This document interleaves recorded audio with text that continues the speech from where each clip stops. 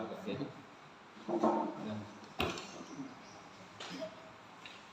warahmatullahi wabarakatuh, Pak Wakil. Waalaikumsalam warahmatullahi wabarakatuh, Pak. Alhamdulillah kita ucapkan terima kasih yang sebesar-besarnya lagi pada Pak Wakil atas kesempatan waktunya. Ya, setelah tadi melaksanakan praktek pembelajaran di dalam kelas, kita melakukan observasi selaku tugas saya selaku TPB Angkatan 7 untuk memberikan penilaian supervisi observasi dari pembelajaran Pak Akif di dalam kelas tadi. Jadi tujuan daripada percakapan observasi pasca pembelajaran di kelas supaya kita sama-sama tahu, supaya kita selaku guru bisa meningkatkan profesionalitas kerja kita. Jadi kalau kita profesional, kita mempunyai bekal keilmuan yang baik, tentunya berimbas pada pembelajaran di dalam kelas. Tentunya murid-murid kita juga akan menjadi lebih baik lagi, bisa mengetahui kemampuan dirinya sendiri. Jadi dengan pembelajaran yang kita sampaikan, pembelajaran berdiferensiasi, sosial emosional, jadi siswa murid mempunyai tahu akan kemampuan dirinya sendiri, karakternya dirinya sendiri. Begitu Pak Wakil. Kita akan segera mulai percakapannya, ya Pak Wakil. Iya. Gimana perasaan Pak Wakil setelah melaksanakan pembelajaran di dalam kelas tadi? Sedih, senang, atau gimana? Ya, alhamdulillah senang, gembira, dan paling penting adalah bangga. Karena tidak kita seorang guru telah menunaikan kewajiban kita atau tugas kita sesuai dengan profesi yang kita tekuni, itu adalah sesuatu yang membanggakan. Jadi kita sangat bangga. Jadi harus kita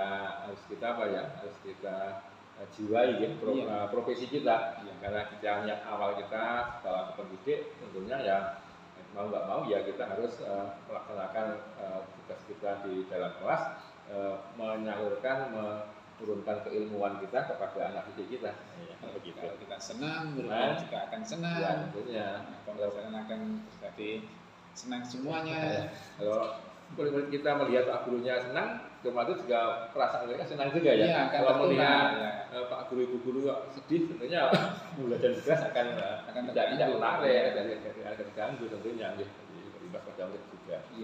Atmosfer itu penting. Jadi memang benar Pak Wakil tadi setelah saya ikuti pembelajaran di dalam kelas, Pak Wakil sudah menerangkan dengan semangat sekali, dengan hati gembira pada murid kita, materi yang disampaikan jelas, dengan suara yang mantap. Jadi tentunya siswa semakin mudah untuk menangkap materi apa yang disampaikan.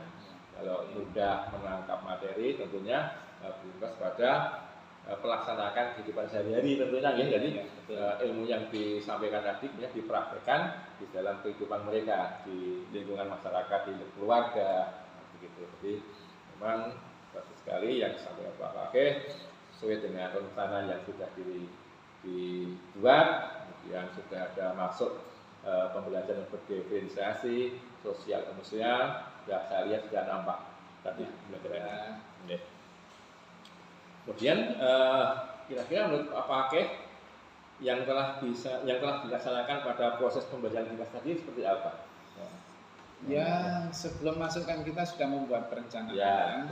Kita membuat alurnya, kita akan tentukan strateginya, kita akan tentukan modelnya, kita siapkan medianya, dan yang paling penting itu adalah skenario kita itu sudah kita bikin, sehingga nanti dalam kelas itu kita tinggal mencentang ini sudah, dan karena semuanya sudah tercentang, berarti kan semuanya sudah terlaksana. Jadi kalau kita balik, alhamdulillah kita sudah melaksanakan sesuai dengan rencana kita. Rencana kita meskipun ada sedikit pergeseran, terutama masalah durasi waktu.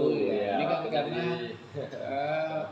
masalah lapangan itu kan berubah-ubah. Jadi masalah manusia situasional itu sangat mempengaruhi, sehingga kita harus maklum, ada yang kita siapkan durasi sekian, tetapi ternyata butuh sekian, tapi dengan kita siapkan sekian, ternyata sekian sudah selesai, itu Ya, yang penting secara global itu sudah terpenuhi Ya. sesuai dengan rencana kita sebelumnya. Memang sebelum pembelajaran kita harus membuat rencananya dulu. Iya, Jadi betul. rencana kita susun langkah-langkah rundown kita di dalam kelas seperti apa. Harus Ya, urut. ya. Kalau nggak seperti itu kan acak-acakan kan juga murid bingung nanti menerima Ya, materinya. Ya, walaupun prakteknya di dalam kelas tadi memang manajemen waktu ya agak sedikit di luar dari rencana ya, karena memang situasi di kelas saya lihat anak-anak itu kan juga berkarakter masing-masing gitu. Di kemampuan dalam menerima materi kan berbeda juga. Jadi mungkin yang itu yang membuat ada manajemen waktunya yang tidak pas pada rencana pembelajaran yang sudah dibuat. Ya. Ya. Kemudian Pak Pakih, ini kira-kira menurut Pak Pakih yang telah dilaksanakan pada proses pembelajaran kelas tadi, apa? Kita kan sudah melaksanakan sesuai rencana kita. Ya. Ya, mungkin nanti kita butuh mengevaluasi sedikit apakah rencana kita tadi sudah perfect atau sempurna atau belum. Dan saja yang belum sempurna ini kita juga membuat catatan-catatan kecil. Jadi di alur beberapa ini perlu kita perbaikan, alur berapa ini mungkin kita berlebihan, alur berapa kita ini perlu kombinasi dengan yang lain, kemudian alur berapa yang perlu kita penekanan khusus gitu. Jadi kan kita evaluasi, kita bikin catatan-catatan untuk perbaikan kita. Ada kesempatan yang akan datang. Iya, betul. Memang harus dibuat catatannya. Kekurangan yang mana kita sampaikan pada pertemuan pembelajaran berikutnya. Iya, betul.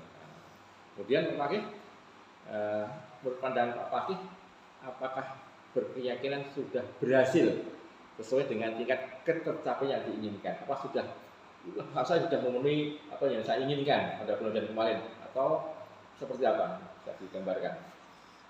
Ya, secara global memang kita menemukan bahwasanya hasil belajar itu seperti yang ditampilkan oleh anak-anak, berani tampil ke depan, berani menyampaikan apa yang pendapatnya dari kelompoknya. Ini suatu keberhasilan menurut saya ya. Menurut saya adalah suatu keberhasilan. Jadi kita memang evaluasinya dengan observasi, melihat apakah anak ini bisa menangkap materi yang harus dipelajari atau kompetensi yang dicapai itu terpenuhi apa tidak, itu bisa dilihat ketika mereka itu tampil di depan karena diskusi, mereka menyampaikan hasil diskusinya, dan itu saya merasa itu sudah mencapai ketercapaian yang luar biasa bagi anak. Iya, memang betul ya.